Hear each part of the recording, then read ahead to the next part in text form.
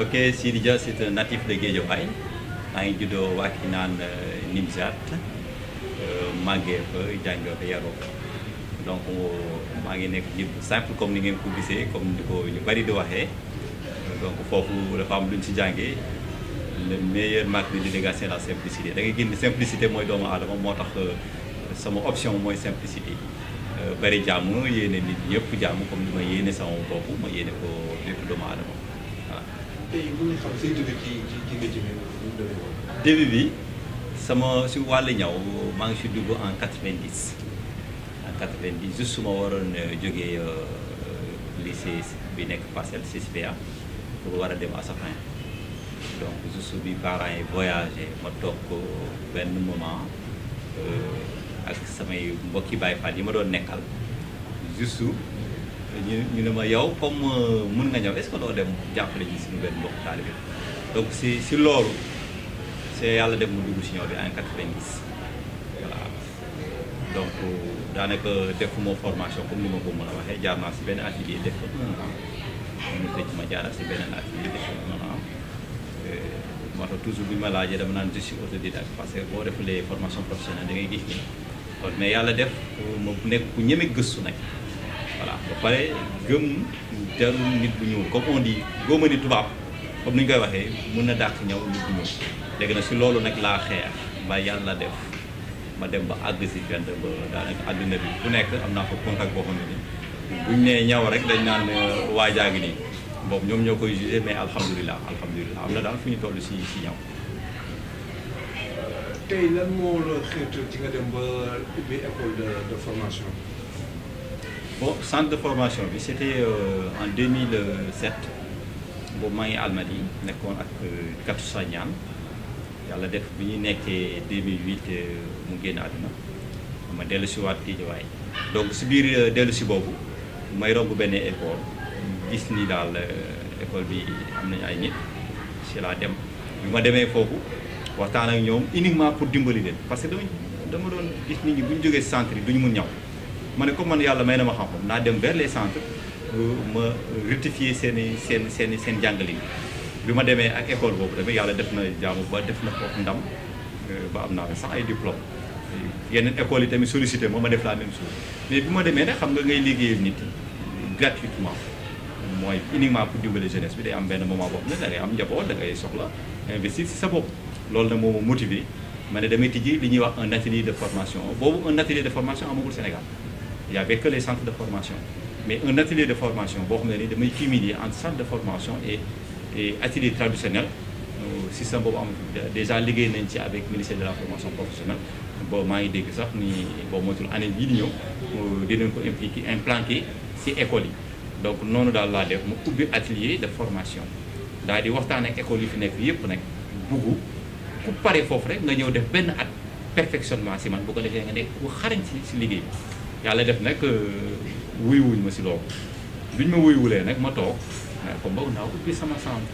boobu parce que bëggu moon di ubbi centre muy mel ni concurrent ak yeneen écoles yi voilà ci laa ubbee nag atelier de formation et centre de perfectionnement mais teewul fi nga dëkk da ngay am ñoo xam ne ni musuñu jàng ñëw comme ñooñu dañu perfectionné ñooñu il faut nga former leen noonu bi ñu ñëwee nag ci la ñu ne xaaral ñu fexe def li ñuy wax centre de formation atelier de perfectionnement en haute couture. tey dëkkuwaay bi ñu ngi lay dundee loolu mooy déjà gàddaay bi nga nekk tey def na centre de formation atelier de formation bi de perfectionnement bi mais aussi sa mbokk yi nga xam ne yéen a bokk métier ñoom la ñuy dundee mbir mi. waaw ñoom vraiment seen réaction dama see kontaan parce que bu nekkee da nga ubbi lu mel ni képp kuy téer nga daw ñëw déjà c'est un peu compliqué ñenn ñi am nañu xaw nañu am moyenne ñenn ñi amuñu moyenne mais def naa de sorte mu nekk moyenne bu ndaw boo xam ne nii mën nañu wax ne kii de participation rek lay nekk parce que booy jàng xam boo si defee lañ nga def benn at donc bi ñu ñëwee jot nañ def ay séminaire boo xam ne nii problème bi ñu am si ñaw ñu leen corriger voilà mais nag xam nga tout le temps comme li may wax rek c'est un peu difficile certaines personnes yoo xam ne ni ñoom amuñu dara amuñu niveau bëgg nañu loolu si côté social bi dinaa koy def dinaay fekk nit sax ba si biir atelier am corriger la sa atelier si côté organisation atelier si côté perfectionnement tailleur yi loolu maa ngi koy def daal mais peut-être bu téyeer yi boole woon mu am ñu leen jàppale y a des experts fii bu dul man am na ñeneen ñoo xam ne ni mën na leen doxal loolu mais daal wuyu si nañ ma ñoo ngi dox ndànk-ndànk parce que am na ñu ma jot a formé ba ñu génn dem formé waat si village si ay nit ba yàlla def ay buntu feeñ fa loolu dama koy sant yàlla bu ñu leen intéressé woon tey ñoom di doon taxaw wax ni lépp lu ñuy jàngee si dem di formé ni si man leen ko jàngee te ay tailleur la ñu woon nekk ñoon ay formateur professionnel waaw. tey su diggante say client lu ci ñoom ñooy faral di ñëw di commandé ñoo teew. so li ma yer si client si biti moo ëpp li ma yer si client si biir dëkk bi aussi ici c'est un peu compliqué parce que par rapport ak ñun li ñuy liggéey ñoom dañuy jàpp ni dafa raccourcir de trop mooy moyenne bi dafa nekk pour mun ko fay te pourtant def naa si émission ma expliqué leen ne on est là pour tout le monde ça veut dire que li may bañ mooy ma jox exemple si oto nga gis benn ranse yow mënoo am ranse nga ne ranse nga bëgg c'est compliqué ça veut dire que bu nekkee am nga moyen pour jënd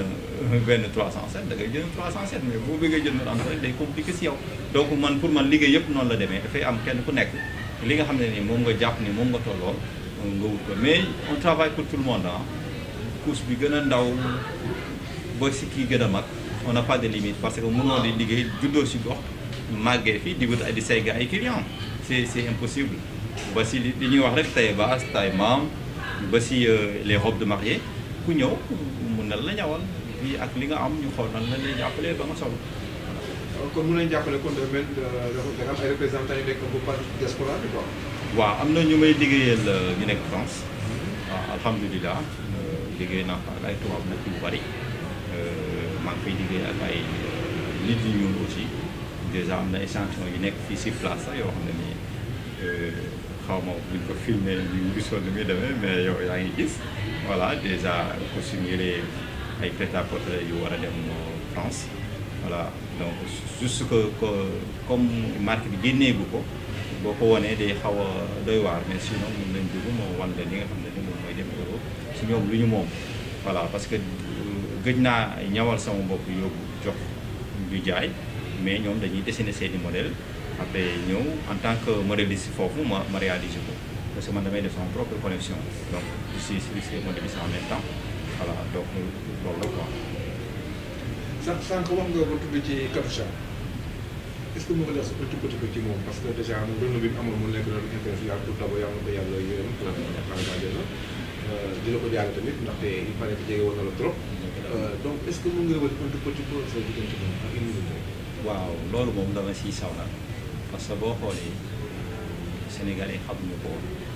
donc ñun ñi nga xam ne dañ ko jege woon dëkk ak moom man bu mosaan dégg yenn wax yi si moom sax daf may jaaxal par rapport ak man ni ma nekk woon man tegoon na ma si condition boo xam ne sax yaakaaruma woon ni dinaa fa àggee noonu par rapport ak moment bi ma fay teg parce que bu nekkee da nga nekk Almadies ñu jox la appartement de fayoo defoo leen teg la dans de très bonnes conditions loo bëgg suba ba ngoon ba si reer sax day ñëw dama ni jàllo reere lu ma wax dans l'instant même téléphone bi rek même pas 10 minutes ñu yegg si donc mu nekkoon nit ku bëgg nit mu nekkoon nit ku baax voilà mu nekkoon nit ku jullite parce que dañ ne bu nit génnee àddina seedal loo xam boo musul gis mu julli bu ko seedeel voilà man loolu ça m'a un peu étonné dama koy doon gis muuru teg si jaadam di julli loolu lu ma mën a seedal si moom donc alhamdulilah dama naan jullit la ku baax la woon ku bëgg nit te moment boobu amoon nañ des projets yoo xam ne ni vraiment bu sotti woon mën naa wax ni heure bi ay ñu nekk ay millionnaires mais ay multimilliardaires la ñuy nekk voilà mais comme yàlla dogalu ko ak di ko suñu borom jëlee di ko ñaanal foofu gënal ko fi yàlla jéggal ko voilà donc jamono yi tam gis nañ tamit tey ñi nga xam ne ñu ngi liggéey ci événementiel pour tëb di siidi sargal yi ñu ngi am à gauche et à droite gis nañ aussi quelques trophées yoo xam ne yàlla dimbal na ci gars yi jox nañ la ko comment ça se passe lu waral loolu tey parce que jamono yi ñëpp nga xam siidi waaw loolu moom je pense que il y a la professionnalisme parce que toujours damay wax tailleur yi ne leen jàng leen métier bi voilà jàng leen métier il faut se perfectionner nit ki lépp lu muy nekk da see war a xare voilà man j'ai pas de complexe tey bu nekkoon Yves Saint Laurent ni ngi dund ñëw toog parce que am na seede bu si kat saa waxoon mu nekk seede boo xam ne du ma xam sax bi ma ko yëgee te y avait des fils de président fi ñu ko doon waxee ñu toog en groupe kër Aliou Sow mu joxe benn seede boo xam ne ñëwu ma ko sax répété si diggante fi ma toll si ñoom donc bu nit ñi mënee seen métier lu nekk da si jub après nit ñi xam nañu tey bu lay defal sargal bi y a des enquêtes dañuy laaj xool sa jaar-jaar xool xam yooyu kan dem sa ay nit laajte gis ne mérité nga ko là ñu doog la def sargal donc sargal yi nga xam ne gis nga ko fii yëpp muy trophée yi waaw yenn yi ay concours la y avait coupe du maire y avait ciseaux d'or waaw ay concours la yoo xam ne gañe woon nañ ko voilà donc je pense que nit ñi daal loolu mooy tax ñu am courage yi ñëw di sargal doomu aadama boo deful dara vraiment gisuma lu ñu sargalee voilà comme yàlla dimbali nañu on a installé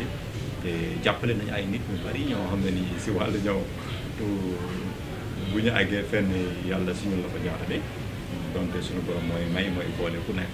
voilà man pour man daal loolu la parce que y a tellement de personnes ñoo xam ne tey bu ñu demoon bay def événement leer na ma ne seen première ki ñuy xalaat pour sargal ko si wàllu ñëw man lay nekk voilà ak ñi nga xam ne nii si côté conseil si seen entreprise voilà donc loolu rek la daal xam naa loolu moo waral sargal yi mais nit ñi ñu mun ñëw nga fi mais peut-être tamit li nga si def defaguñ ko voilà. léegi est-ce que mën nañu wax ci ambition yi ndax da ngay ñaan yàlla mu yem ci ay centre de perfectionnement wala da nga ko bëgg a def mu nekk une industrie boo xam ne comme ni nga waxee tout à l'heure tu as parlé de Saint-Laurent et puis comme ça nekk une marque. waaw sànq yaa ngi may laaj juste question boo xam ne ni daanaka xaw na méngoo ak bi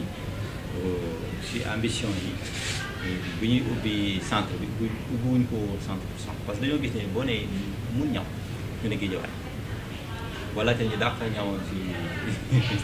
Sénégal lañ daan Guédiawaye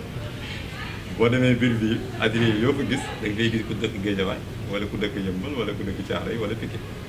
léegi bi loolu amee tey boo duggoon nga def enquête si atelier yu mag yëpp mënuñu am tailleur simple Sénégal am tailleur simple kon maa wax loolu te li may wax loolu maîtriser la parce que def nañu enquête bi tey ku soxla tailleur simple ñii ñoo ngi woo Sidi ñii ñoo ngi woo keneen di laajte ndax say élèves pare donc loolu bokk na si les objectifs mooy bu ñu ubbee cette centre de formation centre bi dina am main d'œuvre bu baax mais tey tailleur bu ñu bëggee amuñu man mi des fois sax damay am problème mu wut ay tailleur yoo xam ne si bu ma amee yenn commande yi damay bëgg indi ay tailleur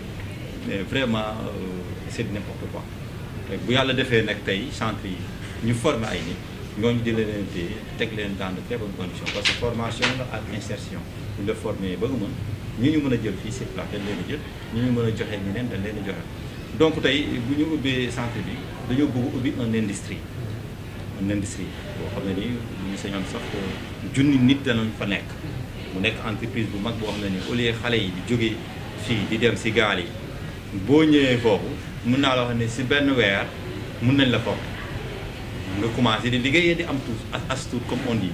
parce que dafa bari ay pàcc am na côté repassage am na côté pose bouton am na côté poussinière am na yu bari yoo xam ne ni nit ki mën nañ ko former si benn weer mu mun ko donc c'était ça l'objectif voilà donc Guédiawaye daal bu ñu sañoon képp ku fi nekk amoo lenn loo liggéey dinañ fexe ba nga am si loo jàpp ba mun di demal sa bopp